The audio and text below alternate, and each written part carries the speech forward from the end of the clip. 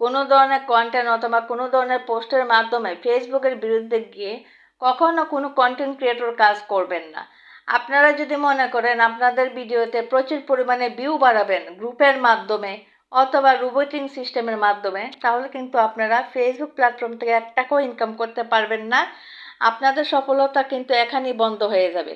কারণ এইসব কাজ যদি করেন আপনাদের আইডিতে ইস্যু চলে আসবে, অথবা আপনাদের যে সেটআপগুলো পেয়েছেন বর্তমানে সেই সেটআপগুলো কিন্তু আপনাদের আইডি অথবা পেজে থাকবে না। ফেসবুক টিম কিন্তু সেই সেটআপগুলো নিয়ে যাবে, অথবা আইডি সাসপেন্ড হয়ে যেতে পারে।